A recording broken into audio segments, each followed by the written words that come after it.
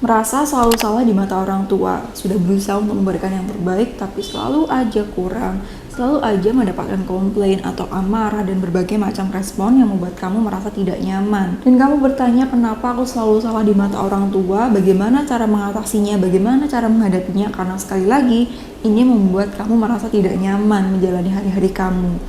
Jadi untuk kamu yang mengalaminya, tonton video ini sampai akhir ya.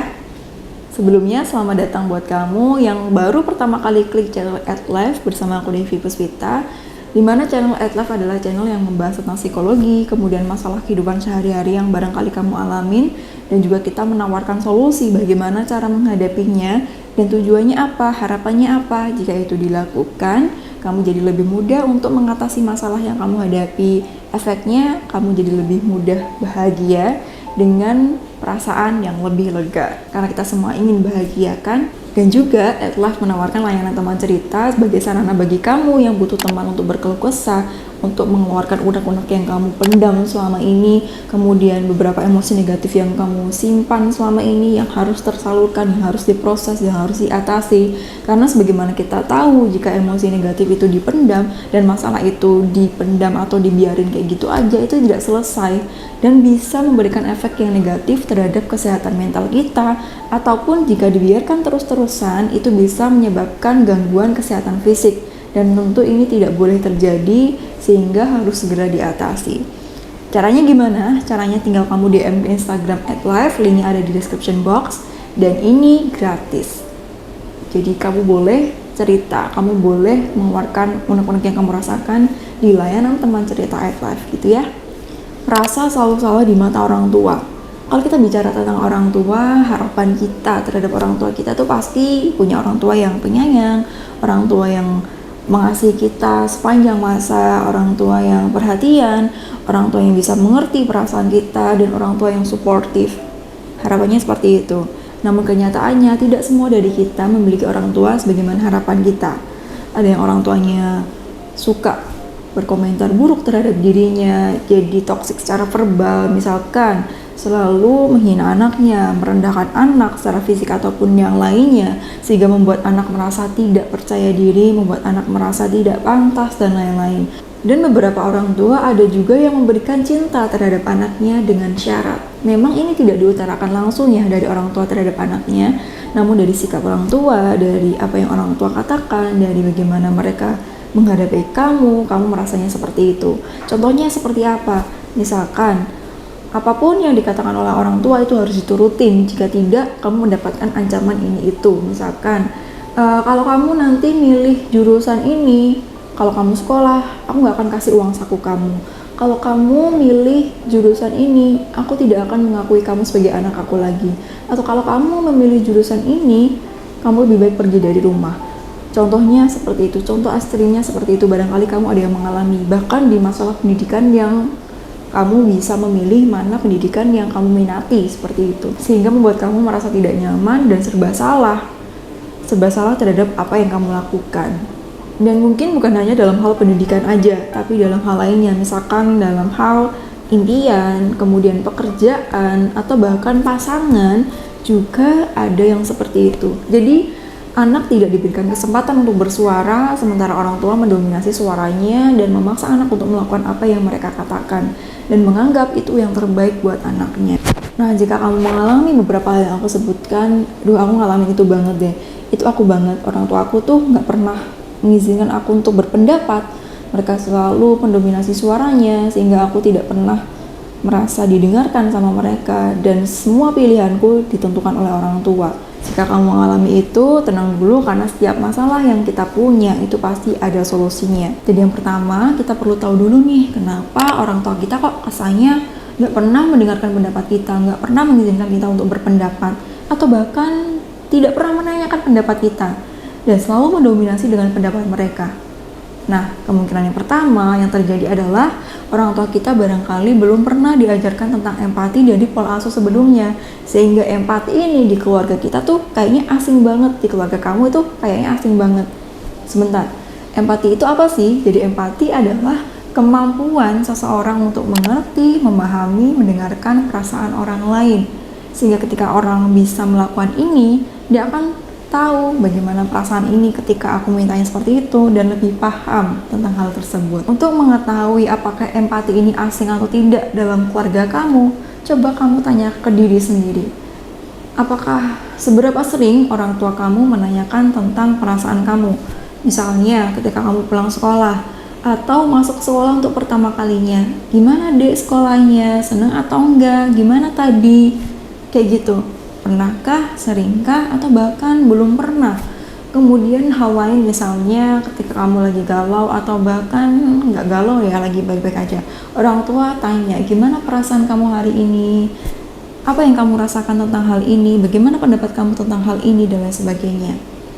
Itu jika kamu jarang sekali mendapatkan ini atau interaksi semacam itu jarang ditanyakan oleh orang tua kamu, bisa jadi ini sebabnya, sehingga orang tua tidak ada tuh kepikiran untuk menanyakan bagaimana perasaan kamu jika mereka memaksa atau meminta kamu melakukan ini, atau bagaimana perasaan kamu jika orang tua kamu meminta kamu untuk memilih pilihan mereka.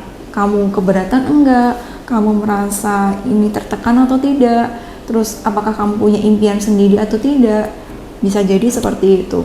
Karena dalam pikiran orang tua kita tidak pernah atau belum pernah diajarkan tentang empati, sehingga mereka tidak tahu ternyata itu ada ya seperti ini, sehingga mereka tidak tahu harusnya tuh seperti ini. Karena anak juga punya hak untuk menentukan impian dan juga berhak untuk bersuara dan mengeluarkan pendapat mereka. Sehingga bisa jadi bukan berarti orang tua kamu nggak peduli sama kamu, bukan berarti orang tua kamu nggak sayang sama kamu, namun mereka belum tahu ternyata ada empati yang diperlukan dalam sebuah komunikasi atau dalam sebuah keluarga. Nah, kalau memang itu terjadi, lalu apa yang perlu dilakukan untuk mengatasi ini, untuk menimbulkan empati dalam keluarga, dalam hubungan kamu sama orang tua, agar tidak selalu cekcok, agar bisa ngobrol dengan enak gitu sama orang tua. Jadi yang pertama, kamu perlu lihat orang tua kamu dulu, apakah orang tua kamu ini tipikal yang bisa diajak ngobrol, dalam arti tidak abusive atau tidak kasar secara fisik.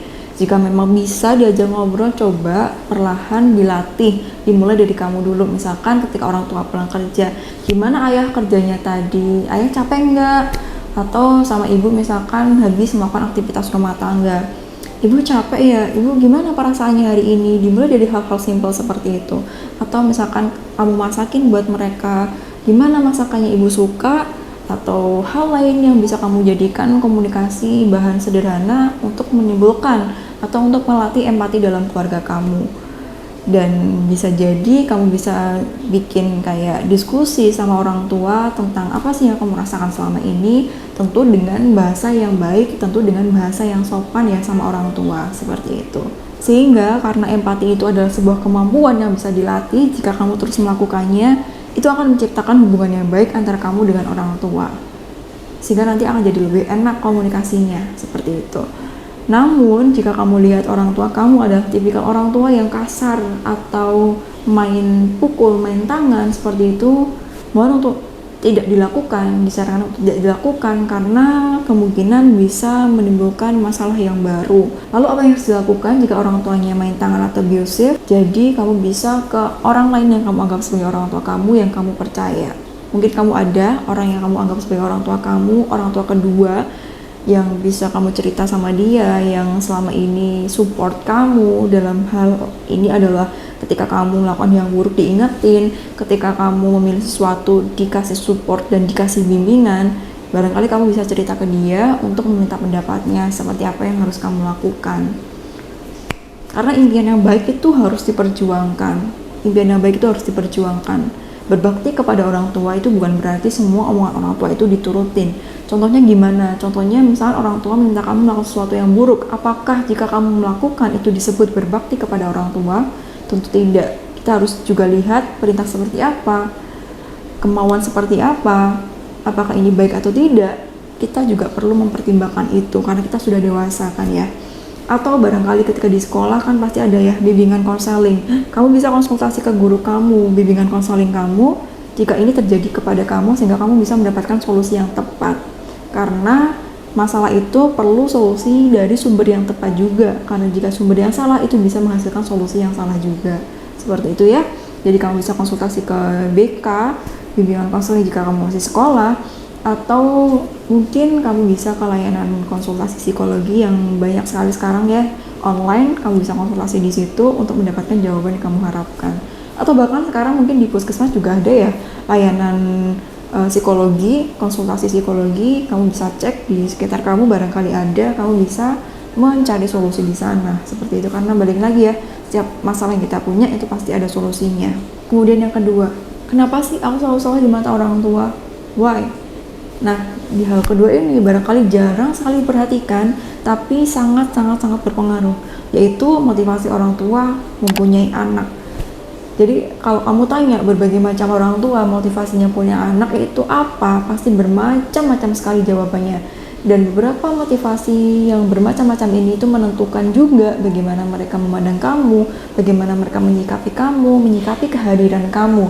Contoh, bagi orang tua yang kesepian, jadi motivasinya mereka punya anak adalah untuk memenuhi atau mengobati kesepian yang mereka rasakan. Sehingga yang terjadi apa? Dia menganggap anaknya itu sebagai teman, kehadirannya itu sangat berharga sekali. Kehadiran dia secara fisik sangat berharga sekali. Jadi ketika anak, misalkan kamu ada kegiatan sekolah yang itu kamu pulang sore misalkan, atau kadang kala misalkan kamu merantau, ada beasiswa atau ada pekerjaan yang kamu harus keluar kota, orang tua bisa jadi kemungkinan besar itu akan melarang karena yang mereka harapkan adalah kehadiran kamu di situ. Contoh lagi adalah orang tua yang motivasinya punya anak adalah sebagai pemenuh status sosial.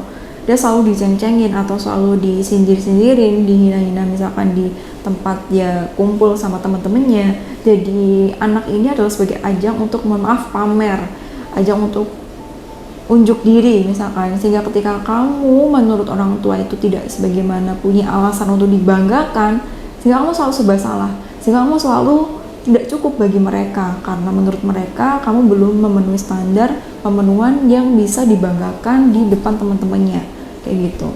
Lalu apa yang harus dilakukan jika mengalami hal seperti ini?